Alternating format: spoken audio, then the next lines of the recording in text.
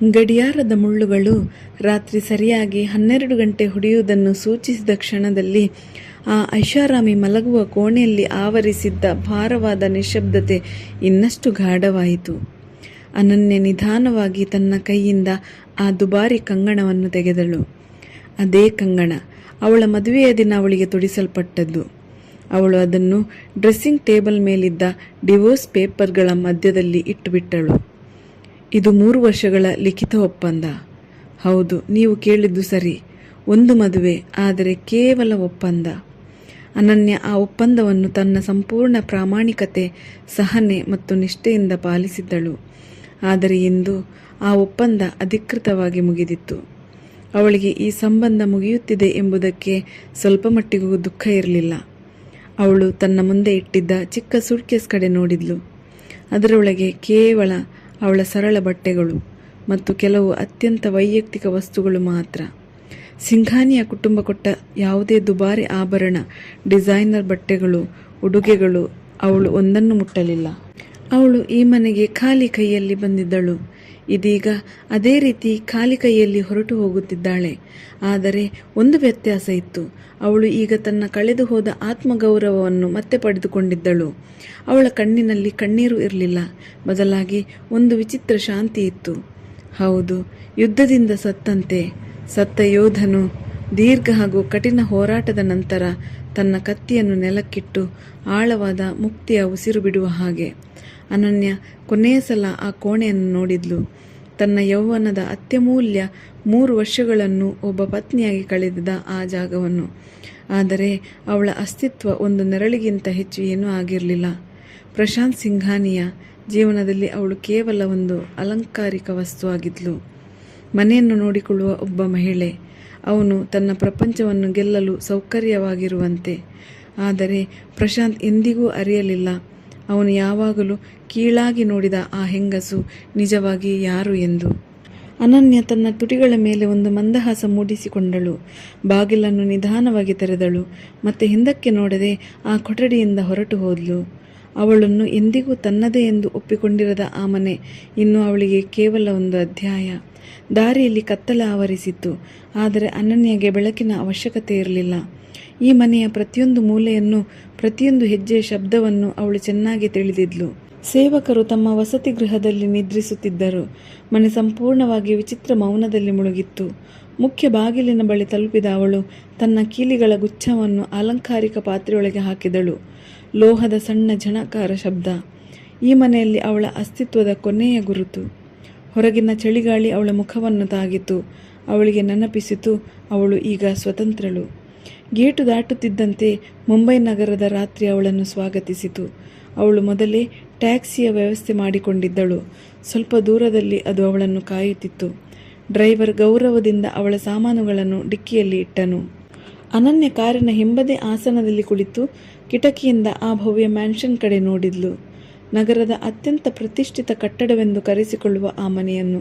ಅವಳ ಮನಸ್ಸಿನಲ್ಲಿ ಪಶ್ಚಾತ್ತಾಪ ಇರಲಿಲ್ಲ, ಕಹಿತನವೂ ಇರಲಿಲ್ಲ. ಇತ್ತು ಅಂದರೆ ಒಂದು ಸ್ಪಷ್ಟತೆ. 3 ವರ್ಷಗಳ ಕಾಲ ನಾಟಕಕ್ಕಾಗಿ ಒತ್ತಡಕ್ಕೆ ಒಳಗಾಗಿದ್ದ ತನ್ನ ನಿಜವಾದ ಗುರುತನ್ನು ಮತ್ತೆ ಸ್ವೀಕರಿಸುವ ಸಮಯ ಬಂದಿದೆ ಎಂಬ ಸ್ಪಷ್ಟತೆ. ಸುಮಾರು ಅರ್ಧ ಗಂಟೆಯ ನಂತರ ಒಂದು ಕಪ್ಪು ಲಕ್ಸುರಿ ಕಾರು ಸಿಂಘಾನಿಯ ಮ್ಯಾನ್ಷನ್ ಪರ್ಚ್ ಮುಂದೆ ನಿಂತಿತು. ದೇಶದ ಅತ್ಯಂತ ಯುವ ಮತ್ತು ಪ್ರಭಾವಶಾಲಿ ಬಿಸಿನೆಸ್ ಟೈಕೂನ್ ಪ್ರಶಾಂತ್ ಸಿಂಘಾನಿಯ ಕಾರಿಂದ ಇಳಿದನು. ಅವನ ಮುಖದಲ್ಲಿ ದಣಿವಿನ ಗುರುತುಗಳು ಸ್ಪಷ್ಟವಾಗಿದ್ದವು. ಆದರೆ ಕಣ್ಣುಗಳಲ್ಲಿ ಅದೇ ಪರಿಚಿತ ಅಹಂಕಾರ ಮಿಂಚುತ್ತಿತ್ತು. ಅವನು ಈಗಷ್ಟೇ ಒಂದು ಮಹತ್ವದ ಅಂತಾರಾಷ್ಟ್ರೀಯ ಒಪ್ಪಂದವನ್ನು ಅಂತಿಮಗೊಳಿಸಿ ಬಂದಿದ್ದ. ಮನೆಗೆ ಪ್ರವೇಶಿಸಿದ ಕ್ಷಣದಿಂದಲೇ ಸಾಧಾರಣವಾಗಿ ಅವನು ನಿರೀಕ್ಷಿಸುವ ಅದೇ ಶಿಸ್ತಿನ ವಾತಾವರಣ ಸಿಗುತ್ತೆ ಎಂದು ಭಾವಿಸಿದ್ದ. ಆದರೆ ಇಂದು ರಾತ್ರಿ ಅವನ ಜೀವನದ ಅತ್ಯಂತ ವಿಭಿನ್ನ ರಾತ್ರಿ ಆಗಲಿದೆ ಎಂಬುದು ಅವನಿಗೆ ಅಂದಾಜು ಕೂಡ ಇರಲಿಲ್ಲ. ಪ್ರಶಾಂತ್ ಮನೆ ಒಳಗೆ ಪ್ರವೇಶಿಸಿದನು. ತನ್ನ ಟೈಯನ್ನು ಸಡಿಲಿಸಿಕೊಂಡನು. ಆದರೆ ಅವನನ್ನು ಸ್ವಾಗತಿಸಲು ಯಾರೂ ಬಂದಿಲ್ಲ. ಸಾಮಾನ್ಯವಾಗಿ ಎಷ್ಟು ರಾತ್ರಿ ಆಗಿರಲಿ, ಅನನ್ಯ ಮುಖ್ಯ ಹಾಲ್ನಲ್ಲಿ ಅವನಿಗಾಗಿ ಕಾಯುತ್ತಿದ್ಲು. ಅವಳ ಕೈಯಲ್ಲಿ ಒಂದು ಗ್ಲಾಸ್ ನೀರು, ಮುಖದಲ್ಲಿ ವಿನಯಪೂರ್ಣ ನಗು. ಆದರೆ ಇಂದು ಆ ಹಾಲ್ ಖಾಲಿ ಖಾಲಿ, ನಿಶ್ಶಬ್ದ ಮತ್ತು ವಿಚಿತ್ರವಾಗಿ ಚಳಿ. ಪ್ರಶಾಂತ್ ಶವರ್ ಆನ್ ಮಾಡಿದನು. ಆದರೆ ಕೆಲವೇ ಕ್ಷಣಗಳಲ್ಲಿ ಅವನಿಗೆ ಒಂದು ಅಸಹಜ ಅನುಭವವಾಯಿತು. ಎಂದಿಗೂ ಇರುವ ಸ್ಥಳದಲ್ಲಿ ಟವಲ್ ಇರಲಿಲ್ಲ. ರಾತ್ರಿ ಧರಿಸುವ ಬಟ್ಟೆಗಳು ಸಿದ್ಧವಾಗಿರಲಿಲ್ಲ. ಇವು ಚಿಕ್ಕ ವಿಷಯಗಳಂತೆ ಕಾಣಬಹುದು, ಆದರೆ ಆ ಚಿಕ್ಕ ವಿಷಯಗಳನ್ನೇ ಅನನ್ಯ ಯಾವಾಗಲೂ ಗಮನಿಸುತ್ತಿದ್ಲು. ಶವರ್ ಮುಗಿಸಿ ಹೊರಬಂದ ಅವನಿಗೆ ದಾಹವಾಯಿತು. ಹಳೆಯ ಅಭ್ಯಾಸದಂತೆ ಬೆಡ್ಸೈಡ್ ಟೇಬಲ್ ಕಡೆ ಕೈ ಚಾಚಿದನು. ಆದರೆ ಅಲ್ಲಿ ನೀರಿನ ಜಗ್ ಇರಲಿಲ್ಲ. ಅವನು ಅವಕ್ಕಾಗಿ ನಿಂತನು. ತನ್ನ ಜೀವನ ಎಷ್ಟು ಸುಗಮವಾಗಿ ಸಾಗುತ್ತಿತ್ತು ಎಂಬುದನ್ನು ಅವನು ಅಕಸ್ಮಾತ್ ಅರಿತುಕೊಂಡನು. ಆದರೆ ಅದರ ಶ್ರೇಯಸ್ಸನ್ನು ಅವನು ಯಾವತ್ತೂ ತನ್ನ ಹೆಂಡತಿಗೆ ನೀಡಿರಲಿಲ್ಲ. ನೀರಿಗಾಗಿ ಅವನಿಗೆ ಸ್ವತಃ ಕೆಳಗಡೆ ಅಡುಗೆ ಮನೆಗೆ ಹೋಗಬೇಕಾಯಿತು. ಕತ್ತಲೆಯ ದಾರಿಯಲ್ಲಿ ನಡೆಯುತ್ತಾ ಮನೆಯ ಮೌನ ಅವನಿಗೆ ಚುಚ್ಚತೊಡಗಿತು. ಇದು ಅವನಿಗೆ ಇಷ್ಟವಾದ ಶಾಂತಿಯಲ್ಲ, ಇದು ಖಾಲಿ ಭಯಾನಕ ನಿರ್ಜನ ಮೌನ. ಅಡುಗೆ ಮನೆಯಲ್ಲಿ ನೀರು ಕುಡಿಯುವಾಗ ಅವನ ಕಣ್ಣು ಫ್ರಿಡ್ಜ್ ಮೇಲೆ ಅಂಟಿಸಿದ್ದ ಒಂದು ಚಿಕ್ಕ ನೋಟಿನ ಮೇಲೆ ಬಿತ್ತು. ಅನನ್ಯಾಳ ಸುಂದರ ಕೈಬರಹದಲ್ಲಿ ಬರೆದಿತ್ತು, ನಿಮ್ಮ ಔಷಧಿಗಳು 2ನೇ ಡ್ರಾಯರ್ನಲ್ಲಿ ಇವೆ. ನಾಳೆಯ ಮೀಟಿಂಗ್ ಫೈಲ್ಗಳು ಸ್ಟಡಿ ಟೇಬಲ್ನ ಎಡಭಾಗದಲ್ಲಿ ಇವೆ. ಪ್ರಶಾಂತ್ ಆ ಕಾಗದವನ್ನು ನೆಟ್ಟಗೆ ನೋಡುತ್ತಿದ್ದನು. ಅವಳು ಹೊರಡುವಾಗಲೂ ಅವನ ಅಗತ್ಯಗಳನ್ನೆಲ್ಲ ನೋಡಿಕೊಂಡು ಹೋಗಿದ್ದಳು. ಈ ವಿಚಾರ ಅವನೊಳಗೆ ಅಶಾಂತಿಯನ್ನು ಹುಟ್ಟಿಸಿತು. ಕಾಗದವನ್ನು ಮುಷ್ಟಿಯಲ್ಲಿ ಮಡಚಿ ಕಸದ ಬುಟ್ಟಿಗೆ ಎಸೆದನು. ನನಗೆ ಅವಳ ಅಗತ್ಯವಿಲ್ಲ, ಅವನು ತನ್ನೊಳಗೆ ಹೇಳಿಕೊಂಡನು. ನಾನು ಪ್ರಶಾಂತ್ ಸಿಂಘಾನಿಯ, ನಾನು ಯಾರ ಮೇಲೂ ಅವಲಂಬಿತನಲ್ಲ. ಆದರೆ ಅವನ ಅಂತರಾತ್ಮ ಮೌನವಾಗಿರಲಿಲ್ಲ. ಅವನು ಮಲಗುವ ಕೋಣೆಗೆ ಹಿಂತಿರುಗಿ ಹಾಸಿಗೆ ಮೇಲೆ ಬಿದ್ದನು. ಆ ಹಾಸಿಗೆ ತುಂಬ ದೊಡ್ಡದಾಗಿತ್ತು ಮತ್ತು ಅಸಹಜವಾಗಿ ಚಳಿಯಾಗುತ್ತಿತ್ತು. 3 ವರ್ಷಗಳ ಕಾಲ ಅವರ ನಡುವೆ ದೈಹಿಕ ಸಂಪರ್ಕ ಇರಲಿಲ್ಲ. ಆದರೂ ಅನನ್ಯಾಳ ಉಪಸ್ಥಿತಿ ಆ ಕೋಣೆಯಲ್ಲಿ ಒಂದು ಅದೃಶ್ಯ ಉಷ್ಣತೆಯನ್ನು ಉಳಿಸಿಕೊಂಡಿತ್ತು. ಇಂದು ಆ ಉಷ್ಣತೆ ಕಾಣೆಯಾಗಿತ್ತು. ಅವನು ಕಣ್ಣು ಮುಚ್ಚಲು ಪ್ರಯತ್ನಿಸಿದನು, ಆದರೆ ನಿದ್ರೆ ಅವನಿಂದ ದೂರ ಓಡುತ್ತಿತ್ತು. ಮಗ್ಗಲು ಬದಲಿಸುತ್ತಾ ಅವನ ದೃಷ್ಟಿ ಆ ಖಾಲಿ ಜಾಗದ ಮೇಲೆ ಬಿತ್ತು. ಅಲ್ಲಿ ಅನನ್ಯಾಳ ಸೂಟ್ಕೇಸ್ ಇರ್ತಿತ್ತು. ಇದೀಗ ಅಲ್ಲಿ ಏನೂ ಇರಲಿಲ್ಲ. ಅವಳ ಅಸ್ತಿತ್ವವೇ ಇಲ್ಲದಂತೆ. ಅವನೊಳಗೆ ಅಕಸ್ಮಾತ್ ಕೋಪ ಎದ್ದಿತು. ಅನನ್ಯಾಳ ಮೇಲೆ ಅಲ್ಲ, ಸ್ಥಿತಿಯ ಮೇಲೆ. ಅವನಿಗೆ ಅನ್ನಿಸಿತು, ಅವಳು ಅವನನ್ನು ಬಿಟ್ಟು ಹೋಗಿದ್ದಾಳೆ. ಆದರೆ ನಿಯಂತ್ರಣ ಯಾವಾಗಲೂ ತನ್ನ ಕೈಯಲ್ಲಿದೆ ಎಂದು ಅವನು ಭಾವಿಸಿದ್ದ. ಇದು ಅವನ ಅಹಂಕಾರಕ್ಕೆ ಬಿದ್ದ ಹೊಡೆತ. ಅವನು ಫೋನ್ ಮಾಡಿ ಅವಳನ್ನು ಬೈಯಬೇಕು ಎಂದು ಯೋಚಿಸಿದನು. ಆದರೆ ತಕ್ಷಣವೇ ಅವನಿಗೆ ನೆನಪಾಯಿತು, ಇನ್ನು ಅವಳ ಮೇಲೆ ಬೈಯುವ ಹಕ್ಕು ಅವನಿಗೆ ಇಲ್ಲ. ಆ ರಾತ್ರಿ ಪ್ರಶಾಂತ್ ಸಿಂಘಾನಿಯ ತನ್ನ ಶಕ್ತಿ, ತನ್ನ ಹಣ, ತನ್ನ ಸಾಮ್ರಾಜ್ಯದ ಬಗ್ಗೆ ಯೋಚಿಸಿದನು. ಆದರೆ ಅವುಗಳಲ್ಲಿ ಯಾವುದೂ ಈ ಕ್ಷಣದಲ್ಲಿ ಅವನು ಹುಡುಕುತ್ತಿರುವ ಶಾಂತಿಯನ್ನು ಕೊಡಲಿಲ್ಲ. ಅವನು ಮೊಬೈಲ್ ಎತ್ತಿ ಕಾಂಟ್ಯಾಕ್ಟ್ ಲಿಸ್ಟ್ನಲ್ಲಿ ಅನನ್ಯಾಳ ಹೆಸರನ್ನು ಹುಡುಕಿದನು. ಅವನ ಬೆರಳು ಕಾಲ್ ಬಟನ್ ಮೇಲೆ ನಿಂತವು. ಕೆಲವು ಕ್ಷಣಗಳು. ಮತ್ತೆ ಅವನು ಫೋನನ್ನು ಬದಿಗೆ ಎಸೆದನು. ಕತ್ತಲಿನಲ್ಲಿ ನಿಧಾನವಾಗಿ ಗುಣುಗಿದನು. ಅವಳು ಹೋಗಬೇಕೆಂದಿದ್ದರೆ ಹೋಗಲಿ. ನಾನಿಲ್ಲದೆ ಅವಳು ಎಷ್ಟು ದಿನ ಇರ್ತಾಳೆ ನೋಡೋಣ. ಕತ್ತಲಿನಲ್ಲಿ ಪ್ರಶಾಂತ್ ತನ್ನಲ್ಲೇ ಗುಣಗಿದನು. ಮುಂದಿನ ಬೆಳಿಗ್ಗೆ ಸೂರ್ಯನ ಕಿರಣಗಳು ಕೋಣೆಗೆ ನುಗ್ಗುತ್ತಿದ್ದಂತೆ ಅವನಿಗೆ ಎಚ್ಚರವಾಯಿತು. ಗಡಿಯಾರದಲ್ಲಿ 7 ಗಂಟೆ ತೋರಿಸುತ್ತಿತ್ತು. ಸಾಧಾರಣವಾಗಿ ಈ ಸಮಯದಲ್ಲಿ ಅವನ ಕೈಯಲ್ಲಿ ಬ್ಲ್ಯಾಕ್ ಕಾಫಿ ಇರ್ತಿತ್ತು ಮತ್ತು ದಿನದ ಸಂಪೂರ್ಣ ಸ್ಕೆಡ್ಯೂಲ್ ಸಿದ್ಧವಾಗಿರುತ್ತಿತ್ತು. ಆದರೆ ಇಂದು ಕೋಣೆಯಲ್ಲಿ ತೇಲುತ್ತಿದ್ದವು ಕೇವಲ ಧೂಳಿನ ಕಣಗಳು. ಅವನು ಇಂಟರ್ಕಾಮ್ ಎತ್ತಿ ಕಾಫಿ ತರಲು ಹೇಳಿದ. ಆದರೆ ಅವನ ಧ್ವನಿಯಲ್ಲಿ ಇದ್ದ ಸ್ವಾಭಾವಿಕ ಅಧಿಕಾರ ಕಾಣೆಯಾಗಿತ್ತು. ಅದರ ಜಾಗದಲ್ಲಿ ಸಿಡಿತ ಮಾತ್ರ ಇತ್ತು. ನೌಕರ ಕಾಫಿ ತಂದುಕೊಟ್ಟನು. ಒಂದು ಸಿಪ್ ತೆಗೆದುಕೊಂಡ ಕ್ಷಣವೇ, ಇದು ಏನು? ಅವನು ಕಪ್ಪನ್ನು ತಟ್ಟೆಯ ಮೇಲೆ ಜೋರಾಗಿ ಕುಕ್ಕಿದನು. ನೌಕರ ನಡುಗಿದನು. ಸರ್, ಮೇಡಮ್ಮೆ ನಿಮಗೆ ಕಾಫಿ ಮಾಡ್ತಿದ್ರು, ನಾವು ಕೇವಲ ಸರ್ವ್ ಮಾಡ್ತಿದ್ದೆವು. ಪ್ರಶಾಂತ್ ಸ್ತಬ್ಧನಾದನು. ಕೋಟ್ಯಾಂತರದ ಮನೆ ಸೊಸೆಯಾಗಿದ್ದರೂ ಅನನ್ಯ ಅವನಿಗಾಗಿ ಸ್ವತಃ ಕಾಫಿ ತಯಾರಿಸುತ್ತಿದ್ದಳು. ಇದು ಅವನ ಅಹಂಕಾರಕ್ಕೆ ಮತ್ತೊಂದು ಹೊಡೆತ. ಅವನು ವಾಕಿಂಗ್ ಕ್ಲೋಸೆಟ್ಗೆ ಹೋದನು. ಸೂಟ್ಗಳು ಬಣ್ಣಗಳ ಪ್ರಕಾರ ಅಚ್ಚುಕಟ್ಟಾಗಿ ಜೋಡಿಸಲ್ಪಟ್ಟಿದ್ದವು. ಆದರೆ ಇಂದು ಅವನು ಹಾಕಬೇಕೆಂದಿದ್ದ ಟೈ ಸಿಗಲಿಲ್ಲ. ಕೋಪದಲ್ಲಿ ಬಟ್ಟೆಗಳನ್ನು ಎಸೆದು ಬಿಟ್ಟನು. ಅವ್ಯವಸ್ಥೆ ಹೆಚ್ಚಾಯಿತು. ಅದರ ಜೊತೆಗೆ ಅವನ ಮನಸ್ಸಿನ ಗೊಂದಲವು. ಆಗ ಅವನಿಗೆ ಒಂದು ಕಠಿಣ ಸತ್ಯ ಗೊತ್ತಾಯಿತು. ಅವನ ಜೀವನ ಅಷ್ಟು ವ್ಯವಸ್ಥಿತವಾಗಿರಲಿಲ್ಲ. ಅನನ್ಯಳೇ ಅದನ್ನು ವ್ಯವಸ್ಥಿತವಾಗಿ ನೋಡಿಕೊಳ್ಳುತ್ತಿದ್ದಳು. ಆಫೀಸ್ಗೆ ಹೋಗುವಾಗ ಕಾರಿನಲ್ಲೂ ಅದೇ ಖಾಲಿತನ. ಡ್ರೈವರ್ ರೇಡಿಯೋ ಹಾಕಲು ಧೈರ್ಯ ಪಡಲಿಲ್ಲ. ಫೈಲ್ಗಳನ್ನು ನೋಡಿದನು. ಅನನ್ಯ ಬರೆದಿದ್ದ ನೋಟಿನಂತೆ ಎಲ್ಲವೂ ಸರಿಯಾದ ಜಾಗದಲ್ಲಿ. ಪ್ರತಿ ಪುಟದಲ್ಲೂ ಪ್ರತಿ ಕ್ರಮದಲ್ಲೂ ಅವಳ ಸ್ಪರ್ಶ. ಕಿಟಕಿಯಿಂದ ಮುಂಬೈ ನಗರದ ಓಡಾಟವನ್ನು ನೋಡಿದನು. ನಗರ ಅದೇ ಇದ್ದರೂ ಅವನ ದೃಷ್ಟಿಕೋನ ಬದಲಾಗಿತ್ತು. ತಾನು ಅನಗತ್ಯ ಭಾರದಿಂದ ಮುಕ್ತನಾದ ವಿಜೇತನೆಂದು ಅನುಭವಿಸಬೇಕಾಗಿತ್ತು. ಆದರೆ ಅವನು ಸೋತವನಂತೆ ಅನುಭವಿಸುತ್ತಿದ್ದನು. ಆಫೀಸ್ ತಲುಪುತ್ತಿದ್ದಂತೆ ಸುದ್ದಿ ಸಿಡಿದು ಬಂತು. ಪ್ರಮೋದ್ ರಾಯ್ಚಂದ್ ಕಂಪನಿ ಮಾರುಕಟ್ಟೆಯಲ್ಲಿ ಆಕ್ರಮಣಕಾರಿ ಹೆಜ್ಜೆ ಇಟ್ಟಿತ್ತು. ಪ್ರಶಾಂತ್ ದವಡೆ ಬಿಗಿದನು. ಬೋರ್ಡ್ ಮೀಟಿಂಗ್ ಕರೆದನು. ಮೀಟಿಂಗ್ನಲ್ಲಿ ಅವನ ವರ್ತನೆ ಇನ್ನಷ್ಟು ಆಕ್ರಮಣಕಾರಿ. ಸಣ್ಣ ತಪ್ಪಿಗೂ ಅಧಿಕಾರಿಗಳನ್ನು ಗದರಿಸಿದನು. ಅವನೊಳಗೆ ಬಿರುಗಾಳಿ. ಅವನಿಗೆ ಅನನ್ಯಾಳ ನೆನಪು ಬರ್ತಿತ್ತು. ಪತ್ನಿಯಾಗಿ ಅಲ್ಲ, ತನ್ನ ಒತ್ತಡವನ್ನು ಹೀರಿಕೊಂಡು ತಣ್ಣಗಾಗಿಸುವ ಮೌನ ಸಾನ್ನಿಧ್ಯವಾಗಿ. ಈಗ ಆ ಬಫರ್ ಝೋನ್ ಇಲ್ಲ. ಜಗತ್ತಿನ ಸದ್ದೆಲ್ಲ ನೇರವಾಗಿ ಅವನ ಮೇಲೆ ಬೀಳುತ್ತಿತ್ತು. ಸಂಜೆ ಅವನ ಲಾಯರ್ ಮಿಸ್ಟರ್ ದೇಶಪಾಂಡೆ ಒಳಗೆ ಬಂದರು. ಸರ್, ವಿಚ್ಛೇದನ ಪ್ರಕ್ರಿಯೆಯನ್ನು ಅಂತಿಮಗೊಳಿಸಲು ರಿಜಿಸ್ಟರ್ ಬಳಿ ಹೋಗಬೇಕು. ಪ್ರಶಾಂತ್ ಸ್ಕೈಲೈನ್ ಕಡೆ ನೋಡುತ್ತಾ ಕೇಳಿದನು. ಅವಳು ಜೀವನಾಂಶ ಕೇಳಿದ್ಲಾ? ಉತ್ತರ, ಇಲ್ಲ ಸರ್, 1 ರೂಪಾಯಿಯೂ ಬೇಡ ಎಂದಿದ್ದಾಳೆ. ತನ್ನದೇ ಆದ ಜೀವನ ನಡೆಸಬಲ್ಲೆ ಎಂದಿದ್ದಾಳೆ. ಇದು ಪ್ರಶಾಂತ್ಗೆ ಬಿದ್ದ ಭಾರೀ ಹೊಡೆತ. ಅವನು ಯಾವಾಗಲೂ ಭಾವಿಸಿದ್ದ ಅವಳು ಹಣಕ್ಕಾಗಿ ಮದುವೆಯಾದಳು. ಇಂದು ಆ ಭ್ರಮೆಯು ಒಡೆಯಿತು. ಹಣಕ್ಕಾಗಿ ಅಲ್ಲದಿದ್ದರೆ ಆ ಅವಮಾನಕಾರಿ ಮದುವೆಯನ್ನು ಏಕೆ ಉಳಿಸಿಕೊಂಡಳು?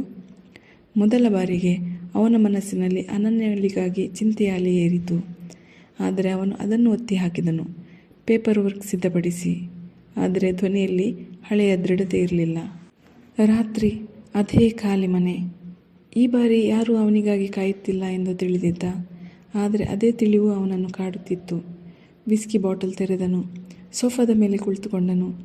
ಮುಂಭಾಗದ ಗೋಡೆಯ ಮೇಲೆ ಅವರ ಮದುವೆಯ ದೊಡ್ಡ ಫೋಟೋ. ಅಲ್ಲಿ ಪ್ರಶಾಂತ್ ಬೇರೆಡೆ ನೋಡುತ್ತಿದ್ದನು. ಅನನ್ಯ ಮಾತ್ರ ಕ್ಯಾಮರಕ್ಕೆ ನೇರವಾಗಿ. ಅವಳ ಕಣ್ಣುಗಳಲ್ಲಿ ಒಂದು ರಹಸ್ಯಮಯ ಆಳ. ಅವನಿಗೆ ಎಂದಿಗೂ ಓದಲು ಇಚ್ಛೆಯಾಗದ ಆ ಆಳ. ಇಂದು ಆ ಚಿತ್ರ ಅವನನ್ನು ಕೆಣಕುತ್ತಿತ್ತು. ಗ್ಲಾಸನ್ನು ಮೇಜಿನ ಮೇಲೆ ಇಟ್ಟು ತಲೆಯನ್ನು ಕೈಗಳಲ್ಲಿ ಹಿಡಿದನು. 3 ವರ್ಷ, 1000ಕ್ಕೂ ಹೆಚ್ಚು ದಿನಗಳು. ಆದರೆ ಒಂದೇ ಮನೆ ಅಡಿಯಲ್ಲಿ ಇದ್ದ ಆ ಮಹಿಳೆ ಬಗ್ಗೆ ಅವನಿಗೆ ಏನೂ ತಿಳಿದಿರಲಿಲ್ಲ. ಅವನು ತನ್ನನ್ನು ಸಮಾಧಾನಪಡಿಸಿಕೊಂಡನು. ಇದು ಕೇವಲ ಅಭ್ಯಾಸ, ಪ್ರೀತಿಯಲ್ಲ. ಆದರೆ ನಿಜವಾಗಿಯೂ ಅದು ಕೇವಲ ಅಭ್ಯಾಸವೇ? ಅಥವಾ ಅವನು ಒಪ್ಪಿಕೊಳ್ಳಲು ಹೆದರಿದ ಭಾವನೆಯೇ? ನನಗೆ ಯಾರ ಅವಶ್ಯಕತೆಯೂ ಇಲ್ಲ. ಪ್ರಶಾಂತ್ ಮತ್ತೊಮ್ಮೆ ತನ್ನಲ್ಲೇ ಪುನರಾವರ್ತಿಸಿದನು. ಆದರೆ ಖಾಲಿ ಮನೆಯ ಪ್ರತಿಧ್ವನಿ ಅವನ ಮಾತನ್ನೇ ಸುಳ್ಳು ಮಾಡಿತು. ಅನನ್ಯ ಹೋಗಿದ್ದಳು ಮತ್ತು ಅವಳ ಜೊತೆಗೂಡಿ ಆ ಮನೆಯ ಆತ್ಮವು. ಅದೇ ಸಮಯದಲ್ಲಿ ನಗರದ ಇನ್ನೊಂದು ಮೂಲೆಯಲ್ಲಿ ಒಂದು ಸರಳ ಅಪಾರ್ಟ್ಮೆಂಟಲ್ಲಿ ಅನನ್ಯ ಲ್ಯಾಪ್ಟಾಪ್ ಮುಂದೆ ಕುಳಿತಿದ್ದಳು. ಸಾಧಾರಣ ಸೀರೆ ಬದಲಿಸಿ ಇದೀಗ ಆರಾಮದಾಯಕ ನೈಟ್ ವೇರ್ನಲ್ಲಿ. ಸ್ಕ್ರೀನ್ ಮೇಲೆ ಜಟಿಲ ಚಾರ್ಟ್ಗಳು, ಷೇರು ಮಾರುಕಟ್ಟೆಯ ಅಂಕಿಅಂಶಗಳು. ಫೋನ್ ಮೊಳಗಿತ್ತು. ಅವಳು ಕರೆ ಸ್ವೀಕರಿಸಿದಳು. ಈ ಬಾರಿ ಧ್ವನಿ ಬದಲಾಗಿತ್ತು. ನಾನು ಮಾತಾಡುತ್ತಿದ್ದೇನೆ. ಅಲೀನಾ ಹಿಂತಿರುಗಿದ್ದಾಳೆ. ಪ್ರಮೋದ್ ರಾಯ್ಚಂದ್ ಮುಂದಿನ ಹೆಜ್ಜೆಯ ಮೇಲೆ ಕಣ್ಣಿಟ್ಟಿರಲಿ. ಆಟ ಈಗ ಶುರುವಾಗಿದೆ. ಅವಳ ಕಣ್ಣುಗಳಲ್ಲಿ ಈಗ ಪತ್ನಿಯ ಮೃದುತೆ ಇರಲಿಲ್ಲ. ಅಲ್ಲಿ ಉರಿಯುತ್ತಿದ್ದದ್ದು ಒಬ್ಬ ತಂತ್ರಜ್ಞೆಯ ಬೆಂಕಿ. 3 ತಿಂಗಳು ಕಳೆದವು. ಸಮಯ ಒಂದು ಕಠಿಣ ಸತ್ಯವನ್ನು ಸಾಬೀತುಪಡಿಸಿತು. ಪ್ರಶಾಂತ್ ಸಿಂಘಾನಿಯ ಜೀವನ ಅವನು ಭಾವಿಸಿದಷ್ಟು ಸುವ್ಯವಸ್ಥಿತವಾಗಿರಲಿಲ್ಲ. ಆರಂಭದ ಕೆಲವು ವಾರಗಳ ಮೌನವನ್ನು ಅವನು ಸ್ವಾತಂತ್ರ್ಯ ಎಂದು ಭಾವಿಸಿದ್ದ. ಆದರೆ ಬೇಗನೆ ಆ ಮೌನ ಗದ್ದಲವಾಯಿತು. ಸಿಂಘಾನಿಯ ಗ್ರೂಪ್ ಒಮ್ಮೆ ಮುಂಬೈ ಕಾರ್ಪೊರೇಟ್ ಲೋಕದ ಅಪ್ರತಿಮ ರಾಜನೆಂದು ಕರೆಸಿಕೊಳ್ಳುತ್ತಿದ್ದ ಸಂಸ್ಥೆ ಇದೀಗ ಅಸ್ತವ್ಯಸ್ತವಾಗತೊಡಗಿತು. ಷೇರು ಬೆಲೆಗಳು ನಿರಂತರ ಕುಸಿತ. ಹೂಡಿಕೆದಾರರು ಪ್ರಶ್ನೆ ಕೇಳತೊಡಗಿದರು. ಆಫೀಸ್ ವಾತಾವರಣ ಯುದ್ಧಭೂಮಿಯಂತಾಯಿತು. ಪ್ರತಿ ಮುಖದಲ್ಲೂ ಉದ್ಯೋಗ ಕಳೆದುಕೊಳ್ಳುವ ಭಯ. ಪ್ರಶಾಂತ್ ತನ್ನ ಗಾಜಿನ ಕ್ಯಾಬಿನ್ನಲ್ಲಿ ನಿಂತು ನಗರವನ್ನು ನೆಟ್ಟಗೆ ನೋಡುತ್ತಿದ್ದನು. ಕಣ್ಣುಗಳ ಕೆಳಗೆ ಬ್ಲ್ಯಾಕ್ ಸರ್ಕಲ್. 90 ದಿನಗಳಲ್ಲಿ ಅನೇಕ ದೊಡ್ಡ ಪ್ರಾಜೆಕ್ಟ್ಗಳು ಕೈ ತಪ್ಪಿದ್ದವು. ಅತಿ ಭಯಾನಕ ಸಂಗತಿ ಏನು ಗೊತ್ತಾ? ತಪ್ಪು ಎಲ್ಲಿದೆ ಎಂಬುದೇ ಅವನಿಗೆ ಅರ್ಥವಾಗ್ತಿರಲಿಲ್ಲ. ಪ್ರಮೋದ್ ಈ ಅವಕಾಶವನ್ನು ಸಂಪೂರ್ಣವಾಗಿ ಬಳಸಿಕೊಂಡಿದ್ದನು. ಗುಪ್ತ ಸಭೆಗಳು, ಪ್ರಮುಖ ಶೇರ್ ಹೋಲ್ಡರ್ಗಳೊಂದಿಗೆ ಮಾತುಕತೆಗಳು. ಇದು ಕೇವಲ ವ್ಯವಹಾರ ಸ್ಪರ್ಧೆ ಅಲ್ಲ, ಇದು ಸುಸೂತ್ರಿತ ಷಡ್ಯಂತ್ರ. ಮಾಧ್ಯಮಗಳಲ್ಲಿ ಪ್ರಶಾಂತ್ ನಾಯಕತ್ವದ ಮೇಲೆ ಪ್ರಶ್ನೆಗಳು. ಒಳಗಿನ ಮೂಲಗಳ ಪ್ರಕಾರ ಇವೆಲ್ಲ ಪ್ರಮೋದ್ ಸೂಚನೆಯ ಮೇರೆಗೆ. ಕೋಪದಲ್ಲಿ ಪ್ರಶಾಂತ್ ಮೇಜಿನ ಮೇಲೆ ಇದ್ದ ಫೈಲ್ಗಳನ್ನು ತಳ್ಳಿಬಿಟ್ಟನು. ಅವು ನೆಲಕ್ಕೆ ಚದುರಿದವು. ಹಾಗೆಯೇ ಅವನ ಜೀವನ. ಅವನಿಗೆ ನೆನಪಾಯಿತು, ಅನನ್ಯ ಯಾವಾಗಲೂ ಅವನ ಮೇಜನ್ನು ಸ್ವಚ್ಛವಾಗಿಟ್ಟುಕೊಳ್ಳುತ್ತಿದ್ದಳು. ಇಂಪಾರ್ಟೆಂಟ್ ಡಾಕ್ಯುಮೆಂಟ್ಗಳನ್ನು ಪ್ರತ್ಯೇಕಿಸಿ ಜೋಡಿಸುತ್ತಿದ್ದಳು. ಇದೀಗ ಅವನ ಸೆಕ್ರೆಟರಿ ಪ್ರಯತ್ನಿಸುತ್ತಿದ್ದರೂ ಆ ಸ್ಪರ್ಶ ಇರಲಿಲ್ಲ. ಮನೆಯ ಅವ್ಯವಸ್ಥೆ ಈಗ ಅವನ ಮನಸ್ಸಿನೊಳಗೂ ಇತ್ತು. ಅವನ ಕೋಪದಿಂದ ನಿಷ್ಠಾವಂತ ಸಿಬ್ಬಂದಿಯು ಕುಗ್ಗತೊಡಗಿದರು. ಅಷ್ಟರಲ್ಲಿ ಇಂಟರ್ಕಾಮ್ ಮೊಳಗಿತು. ಸರ್, ಮಿಸ್ಟರ್ ದೇಶಪಾಂಡೆ ನಿಮ್ಮನ್ನು ಭೇಟಿ ಮಾಡಲು ಬಂದಿದ್ದಾರೆ. ತುಂಬ ತುರ್ತು ವಿಷಯ ಅಂತ ಹೇಳ್ತಾರೆ. ಪ್ರಶಾಂತ್ ಆಳವಾದ ಉಸಿರು ಎಳೆದನು. ಕಂಪನಿಯ ಹಳೆಯ ಹಾಗೂ ನಂಬಿಕಸ್ಥ ಕಾನೂನು ಸಲಹೆಗಾರ. ಅಪಾಯಿಂಟ್ಮೆಂಟ್ ಇಲ್ಲದೆ ಬಂದಿದ್ದರು. ಖಂಡಿತ ಹೊಸ ಸಂಕಷ್ಟ. ಒಳಗೆ ಕಳುಹಿಸಿ, ಅವನು ಭಾರವಾದ ಧ್ವನಿಯಲ್ಲಿ ಹೇಳಿದನು. ಮತ್ತೊಂದು ಕೆಟ್ಟ ಸುದ್ದಿಗೆ ಮನಸ್ಸನ್ನು ಸಿದ್ಧಪಡಿಸಿಕೊಂಡನು. ಮಿಸ್ಟರ್ ದೇಶಪಾಂಡೆ ಒಳಗೆ ಬಂದರು. ಅವರ ಮುಖದಲ್ಲಿ ಚಿಂತೆಯ ಗಾಢ ರೇಖೆಗಳು. ಮಿಸ್ಟರ್ ದೇಶಪಾಂಡೆ ವಿಧಿವಿಧಾನಗಳ ಅಭಿನಂದನೆ ನಂತರ ನೇರ ವಿಷಯಕ್ಕೆ ಬಂದರು. ಪ್ರಶಾಂತ್, ಪರಿಸ್ಥಿತಿ ನಮ್ಮ ನಿಯಂತ್ರಣದ ಹೊರಗೆ ಹೋಗುತ್ತಿದೆ. ಅವರ ಧ್ವನಿ ಗಂಭೀರವಾಗಿತ್ತು. ಪ್ರಾಜೆಕ್ಟ್ ಹಾರೈಸನ್ ಟೆಂಡರ್ ಲೀಕ್ ಆಗಿದೆ. ಪ್ರಮೋದ್ ರಾಯ್ಚಂದ್ ನಮಗಿಂತ ಕಡಿಮೆ ಬಿಡ್ ಮಾಡಿದ್ದಾನೆ. ಟೆಕ್ನಿಕಲ್ ವಿವರಗಳು ನಮ್ಮಂತೆಯೇ ಇವೆ. ನಮ್ಮೊಳಗೆ ಒಬ್ಬ ಗೂಢಾಚಾರ ಇದ್ದಾನೆ ಅನ್ನಿಸುತ್ತದೆ. ಈ ಸುದ್ದಿ ಕೇಳಿ ಪ್ರಶಾಂತ್ಗೆ ಸಿಡಿಲು ಬಡಿದಂತಾಯಿತು. ಪ್ರಾಜೆಕ್ಟ್ ಹಾರೈಸನ್ ಅವನ ಕಮ್ಬ್ಯಾಕ್ ಅವಕಾಶ. ಇದು ಕೈ ತಪ್ಪಿದರೆ ನಷ್ಟ ಮತ್ತು ಉಳಿದಿದ್ದ ಗೌರವವು ಮುಗಿದು ಹೋಗುತ್ತದೆ. ಪ್ರಶಾಂತ್ ಮುಷ್ಟಿ ಬಿಗಿದನು. ಇದು ಹೇಗೆ ಸಾಧ್ಯ? ನಮ್ಮ ಸರ್ವರ್ಗಳು ಸುರಕ್ಷಿತ, ನಮ್ಮ ತಂಡ ನಿಷ್ಠಾವಂತ. ಯಾರು ಮಾಡುತ್ತಿದ್ದಾರೆ ಇದು? ಅವನ ಕೋಪ ಆಕಾಶ ಮುಟ್ಟಿತು. ಆದರೆ ಅದರ ಹಿಂದೆ ಒಂದು ಆಳವಾದ ಅಸಹಾಯಕತೆ. ಮಿಸ್ಟರ್ ದೇಶಪಾಂಡೆ ಕನ್ನಡಕ ತೆಗೆದು ಸ್ವಚ್ಛಗೊಳಿಸಿದರು. ಗೂಢಾಚಾರನನ್ನು ಹುಡುಕಲು ಈಗ ಸಮಯವಿಲ್ಲ. ಶೇರ್ ಹೋಲ್ಡರ್ಗಳ ಎಮರ್ಜೆನ್ಸಿ ಮೀಟಿಂಗ್ ಕರೆದಿದ್ದಾರೆ. ಯೋಜನೆ ನೀಡದಿದ್ದರೆ ನಿನ್ನನ್ನು ಸಿಇಒ ಸ್ಥಾನದಿಂದ ತೆಗೆದುಹಾಕಬಹುದು. ಈ ಮಾತು ಪ್ರಶಾಂತ್ಗೆ ಅಸಹ್ಯವಾದ ವಾಸ್ತವಿಕತೆ. ಈ ಕಂಪನಿ ಅವನ ತಾತನ ಪರಂಪರೆ. ಅವನು ಕುರ್ಚಿಯಲ್ಲಿ ಕುಸಿದು ಬಿದ್ದನು. ಮೊದಲ ಬಾರಿಗೆ ಅವನ ಧ್ವನಿಯಲ್ಲಿ ಅಹಂಕಾರವಿಲ್ಲ. ಅಂಕಲ್, ನಾನು ಏನು ಮಾಡಲಿ? ನಾನು ಎಲ್ಲ ದಿಕ್ಕಿನಿಂದ ಸುತ್ತಿಕೊಂಡಿದ್ದೇನೆ. ದೇಶಪಾಂಡೆ ನಿಧಾನವಾಗಿ ಹೇಳಿದರು. ಒಂದು ದಾರಿ ಇದೆ, ಆದರೆ ಅದಕ್ಕೆ ನೀನು ನಿನ್ನ ಅಹಂಕಾರವನ್ನು ಬದಿಗಿಡಬೇಕು. ಪ್ರಶಾಂತ್ ಕಣ್ಣು ಎತ್ತಿದನು. ಯಾವ ದಾರಿ? ನಾನು ಏನಾದರೂ ಮಾಡಲು ಸಿದ್ಧ. ದೇಶಪಾಂಡೆ ಕ್ಷಣ ಮಾತ್ರ ಹಿಂಜರಿದು ಹೇಳಿದರು. ನಮಗೆ ಹೊರಗಿನ ತಜ್ಞರ ಸಹಾಯ ಬೇಕು. ಸಾಮಾನ್ಯ ಸಲಹೆಗಾರ ಅಲ್ಲ. ಯಾರು? ಒಂದು ಹೆಸರು. ಕೋಣೆಯಲ್ಲಿ ಮೌನ ಹರಡಿತು. ಅಲೀನಾ. ಕಾರ್ಪೊರೇಟ್ ಲೋಕದ ಒಂದು ಒಗಟು. ಅವಳ ನಿಜ ಹೆಸರು ಯಾರಿಗೂ ಗೊತ್ತಿಲ್ಲ, ಮುಖವೂ ಗೊತ್ತಿಲ್ಲ. ಆದರೆ ಮುಳುಗುತ್ತಿದ್ದ ಕಂಪನಿಗಳನ್ನು ಉಳಿಸಿದ ಅದ್ಭುತ ಕಥೆಗಳು ಎಲ್ಲೆಡೆ ಇವೆ. ಪ್ರಶಾಂತ್ ಅಚ್ಚರಿಯಿಂದ, ಅವಳು ಕೇವಲ ಒಂದು ಲೆಜೆಂಡ್ ಅಲ್ಲವೇ? ಭೂತದಂತೆ ಕಾಣಿಸಿಕೊಳ್ಳದವಳು. ಕೇವಲ ತನ್ನ ಷರತ್ತುಗಳಲ್ಲಿ ಮಾತ್ರ ಕೆಲಸ ಮಾಡ್ತಾಳೆ ಅಂತ ಕೇಳಿದ್ದೇನೆ. ದೇಶಪಾಂಡೆ ಜೇಬಿನಿಂದ ಒಂದು ಕಾರ್ಡ್ ತೆಗೆದರು. ಅದರ ಮೇಲೆ ಕೇವಲ ಒಂದು ಇಮೇಲ್ ಮತ್ತು ವಿಚಿತ್ರ ಚಿಹ್ನೆ. ಅವಳು ನಿಜವಾಗಿಯೂ ಇದ್ದಾಳೆ ಮತ್ತು ತುಂಬ ದುಬಾರಿ. ಆದರೆ ಈಗ ಪ್ರಮೋದ್ ಆಟವನ್ನು ಅರ್ಥ ಮಾಡಿಕೊಳ್ಳಬಲ್ಲ ಏಕೈಕ ವ್ಯಕ್ತಿ ಅವಳು. ಪ್ರಶಾಂತ್ ಕೋಣೆಗೆ ಬಂದನು. ಒಬ್ಬ ಹೊರಗಿನ ವ್ಯಕ್ತಿಗೆ ಕಂಪನಿಯ ರಹಸ್ಯಗಳನ್ನು ಒಪ್ಪಿಸುವುದು ಅವನ ತತ್ವಗಳಿಗೆ ವಿರುದ್ಧ. ಆದರೆ ಗೋಡೆಯ ಮೇಲೆ ತಂದೆ ಮತ್ತು ತಾತನ ಫೋಟೋ ನೋಡಿದನು. ಅವನು ತನ್ನ ಹಠದಿಂದ ಅವರ ಪರಂಪರೆಯನ್ನು ನಾಶ ಮಾಡಬೇಕೇ? ಪ್ರಮೋದ್ ನಗು ಅವನ ಮನಸ್ಸಿನಲ್ಲಿ ಮೊಳಗಿತು. ಇಲ್ಲ, ಅವನು ಹಲ್ಲು ಕಚ್ಚಿದನು. ಪ್ರಮೋದ್ ಗೆಲ್ಲಲು ಬಿಡುವುದಿಲ್ಲ. ಶೈತಾನನ ಜೊತೆ ಕೈ ಜೋಡಿಸಬೇಕಾದರೂ ಸರಿ. ಅವನು ದೃಢವಾಗಿ ಹೇಳಿದನು. ಸಂಪರ್ಕಿಸಿ. ಅವಳು ಕೇಳುವ ಫೀಸ್ ಕೊಡಿ, ಆದರೆ ನನಗೆ ಫಲಿತಾಂಶ ಬೇಕು. ದೇಶಪಾಂಡೆ ಉಸಿರೆಳೆದರು. ಅಲ್ಲಿನ ಸುಲಭವಾಗಿ ಯಾರ ಕೇಸ್ ಸ್ವೀಕರಿಸುವುದಿಲ್ಲ. ಅವಳು ಕ್ಲೈಂಟ್ಗಳನ್ನು ತಾನೇ ಆಯ್ಕೆ ಮಾಡುತ್ತಾಳೆ. ನಮ್ಮ ಕೇಸ್ ಅವಳ ಪ್ರತಿಭೆಗೆ ಅರ್ಹ ಎಂದು ಮನವರಿಕೆ ಮಾಡಬೇಕು. ಈ ಮಾತು ಪ್ರಶಾಂತ್ಗೆ ಸಣ್ಣ ಹೊಡೆತ. ತಾನು ಯಾರನ್ನಾದರೂ ನೇಮಕ ಮಾಡಲು ಮನವೊಲಿಸಬೇಕಾ? ಈ ಮಾತು ಪ್ರಶಾಂತ್ಗೆ ತೀವ್ರ ನೋವು ತಂದುಕೊಟ್ಟಿತು. ಅವನು ನಿಶ್ಚಲವಾಗಿ ತಲೆಯನ್ನು ಅಲುಗಾಡಿಸಿದನು. ಮುಂದಿನ 2 ದಿನಗಳನ್ನು ನರಕದಂತೆ ಅನುಭವಿಸಿದನು. ಫೋನ್ ನಿರಂತರವಾಗಿ ಸಿಡಿಯುತ್ತಿತ್ತು. ಬ್ಯಾಂಕ್ನವರು ಸಾಲ ವಸೂಲಿಗಾಗಿ ತೀವ್ರವಾಗಿ ಕರೆ ಮಾಡುತ್ತಿದ್ದರು. 3ನೇ ದಿನ ಸಂಜೆ ಪ್ರಶಾಂತ್ ತನ್ನ ಕಾರ್ಯಾಲಯದಲ್ಲಿ ನಿರಾಸೆಯಿಂದ ಕುಳಿತಿದ್ದಾಗ ಮಿಸ್ಟರ್ ದೇಶಪಾಂಡೆ ಒಳಗೆ ಓಡಿ ಬರುತ್ತಾ, ಅವರ ಉತ್ತರ ಬಂದಿದೆ, ಅವರು ಉತ್ಸಾಹದಿಂದ ಹೇಳಿದರು. ಪ್ರಶಾಂತ್ ತಕ್ಷಣ ಎದ್ದನು. ಅವರು ಏನು ಹೇಳಿದರು? ದೇಶಪಾಂಡೆ ಪ್ರಶಾಂತ್ ಮುಂದೆ ಟ್ಯಾಬ್ಲೆಟ್ ಹಾಕಿದರು. ಪರದೆ ಮೇಲೆ ಎನ್ಕ್ರಿಪ್ಟೆಡ್ ಸಂದೇಶ ಕಾಣಿಸುತ್ತಿತ್ತು. ನಾನು ನಿಮ್ಮ ಮುಳುಗುತ್ತಿರುವ ಹಡಗನ್ನು ತೀರಕ್ಕೆ ತರಬಲ್ಲೆ ಮಿಸ್ಟರ್ ಸಿಂಘಾನಿಯಾ, ಆದರೆ ನನ್ನ ನಿಯಮಗಳು ತುಂಬ ಸ್ಟ್ರಿಕ್ಟ್ ಆಗಿವೆ. ನೀವು ಸಿದ್ಧರಾಗಿದ್ದರೆ ಇಂದು ರಾತ್ರಿ 10 ಗಂಟೆಗೆ ಓಲ್ಡ್ ಡಾಕ್ ಯಾರ್ಡ್ನ ವೇರ್ಹೌಸ್ ನಂಬರ್ 4ರಲ್ಲಿ ಭೇಟಿ ಮಾಡಿ. ಒಬ್ಬರೇ? ವೇರ್ಹೌಸ್? ಪ್ರಶಾಂತ್ ಆಶ್ಚರ್ಯದಿಂದ ಕೇಳಿದರು. ಇದು ಯಾವುದೇ ಕಂಪನಿಯ ಸಭೆ ನಡೆದ ಸ್ಥಳವಲ್ಲವೇ? ದೇಶಪಾಂಡೆ ತಲೆ ಎತ್ತಿ ಹೇಳಿದರು. ನಾನು ಹೇಳಿದ್ದೇನೆ ಅಲ್ಲವೇ, ಅವರು ತಮ್ಮ ನಿಯಮಗಳು ಸ್ಟ್ರಿಕ್ಟ್ ಮಾಡ್ತಾರೆ ಎಂದು. ಇದು ಒಂದು ಪರೀಕ್ಷೆ ಆಗಿರಬಹುದು. ನಿಮ್ಮ ಹತಾಶೆ ಹೇಗೆ ಎದುರಿಸುತ್ತೀರಿ ಎಂದು ನೋಡಲು. ಪ್ರಶಾಂತ್ ತನ್ನ ಗಡಿಯಾರ ನೋಡಿಕೊಂಡನು. 8 ಗಂಟೆಯಾಗಿತ್ತು. ಅವನ ಬಳಿ ಹೆಚ್ಚು ಸಮಯ ಉಳಿದಿರಲಿಲ್ಲ. ಓಲ್ಡ್ ಡಾಕ್ಯಾರ್ಡ್ ನಗರದಲ್ಲಿನ ಒಂದು ತುಸು ದೂರ ಸ್ವಲ್ಪ ಅಪಾಯಕಾರಿ ಪ್ರದೇಶವಾಗಿತ್ತು. ಒಬ್ಬ ಕೋಟ್ಯಾಧಿಪತಿ ಸಿಇಒ ಅಲ್ಲಿಗೆ ಒಬ್ಬನೇ ಹೋಗುವುದು ಅಪಾಯಕಾರಿಯಾಗಿತ್ತು. ಆದರೆ ಅವನ ಬಳಿ ಯಾವುದೇ ಆಯ್ಕೆ ಇರಲಿಲ್ಲ. ಈ ನಡುವೆ ನಗರದ ಆ ತಣಿಯದ ಡಾಕ್ಯಾರ್ಡ್ ಬಳಿ ಒಂದು ಹಳೆಯ ಕಟ್ಟಡದಲ್ಲಿ ಅಲೀನಾ ಕಿಟಕಿ ಬಳಿ ನಿಂತಿದ್ದಳು.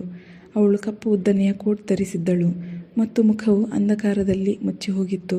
ಅವಳು ದೂರದಿಂದ ಬರುತ್ತಿರುವ ಲೈಟ್ಸ್ಗಳನ್ನು ಗಮನಿಸುತ್ತಿದ್ದಳು. ಅವಳ ಹಿಂದೆ ಹಲವಾರು ಸ್ಕ್ರೀನ್ಗಳು ಬೆಳಗುತ್ತಿವೆ. ಅಲ್ಲಿ ಸಿಂಘಾನಿಯಾ ಗ್ರೂಪ್ನ ಹಣಕಾಸು ಡೇಟಾ ಮತ್ತು ಪ್ರಮೋದ್ ರಾಯ್ಚಂದ್ ಅವರ ಎಲ್ಲ ಚಟುವಟಿಕೆಗಳ ವಿವರ ಇತ್ತು. ಅವಳ ಮುಖದಲ್ಲಿ ಆತ್ಮವಿಶ್ವಾಸಭರಿತ ನಗು ಕಾಣುತ್ತಿತ್ತು. ಅವಳಿಗೆ ಗೊತ್ತಿತ್ತು, ಪ್ರಶಾಂತ್ ಬರಲಿರುವನು, ಅವನು ಬರಲೇಬೇಕು. ಅವಳು ತನ್ನ ಮೇಜಿನಿಂದ ಒಂದು ಫೈಲ್ ತೆಗೆದುಕೊಂಡಳು. ಅದರಲ್ಲಿ ಆಪರೇಷನ್ ಫಿನಿಕ್ಸ್ ಎಂಬ ಶೀರ್ಷಿಕೆ ಇತ್ತು. ಅವಳು ಸಿಂಘಾನಿಯಾ ಗ್ರೂಪನ್ನು ಪುನಃ ಹುಟ್ಟುಹಾಕಲು ಸಿದ್ಧಳಾಗಿದ್ದಳು. ರಾತ್ರಿ 9:45ಕ್ಕೆ ಪ್ರಶಾಂತ್ನ ಕಪ್ಪು SUV ಡಾಕ್ಯಾರ್ಡ್ನ ರಸ್ತೆಯ ಮೇಲೆ ಚಲಿಸುತ್ತಿತ್ತು. ಅವನು ತನ್ನ ಸುರಕ್ಷತಾ ಗಾರ್ಡ್ಗಳನ್ನು ಹಿಂದೆ ಬಿಡಿಸಿದ್ದನು. ನಿರ್ದೇಶನದಂತೆ ವಾತಾವರಣ ಭಯಂಕರವಾಗಿತ್ತು. ಹಳೆಯ ಕ್ರೇನ್ಗಳು ರಾಕ್ಷಸಗಳಂತೆ ಅಂಧಕಾರದಲ್ಲಿ ನಿಂತಿದ್ದವು ಮತ್ತು ಸಮುದ್ರದ ಅಲೆಗಳ ಶಬ್ದವು ಗರ್ಜಿಸುತ್ತಿತ್ತು. ಪ್ರಶಾಂತ್ನ ಹೃದಯ ವೇಗವಾಗಿ ಬಡಿಯುತ್ತಿತ್ತು. ಅವನು 100 ಸಭೆಗಳಲ್ಲಿ ಭಾಗವಹಿಸಿದ್ದರೂ ಈ ರೀತಿಯ ಅಳುಕು ಅವನು ಎಂದಿಗೂ ಅನುಭವಿಸಿರಲಿಲ್ಲ. ಇದು ಅಜ್ಞಾತ ಭಯವಾಗಿತ್ತು. ಅವನು ವೇರ್ಹೌಸ್ ನಂಬರ್ 4 ಮುಂದೆ ನಿಂತನು. ತುಕ್ಕು ಹಿಡಿದ ಲೋಹದ ಬಾಗಿಲು ಸ್ವಲ್ಪ ತೆರೆಯಲ್ಪಟ್ಟಿತ್ತು ಮತ್ತು ಒಳಗೆ ಹಳದಿ ತೇವದ ಬೆಳಕು ಹರಿದಿತ್ತು. ಪ್ರಶಾಂತ್ ಕಾರಿನಿಂದ ಇಳಿದು ತನ್ನ ಕೋಟ್ ಸರಿಪಡಿಸಿದನು. ಗಾಳಿಯಲ್ಲಿ ಉಪ್ಪು ಮತ್ತು ಕಹಿ ಹುಣಸೆಯ ವಾಸನೆ ಇದ್ದು ಅವನು ಗಾಢ ಉಸಿರೆಳೆದನು ಮತ್ತು ಒಳಗೆ ಕಾಲಿಟ್ಟನು. ಒಳಗಿನ ದೃಶ್ಯವು ಹೊರಗಿನ ದೃಶ್ಯದೊಂದಿಗೆ ಸಂಪೂರ್ಣವಾಗಿ ಭಿನ್ನವಾಗಿತ್ತು. ವೇರ್ಹೌಸ್ ಮಧ್ಯದಲ್ಲಿ ಆಧುನಿಕ ಸೆಟಪ್ ಇತ್ತು.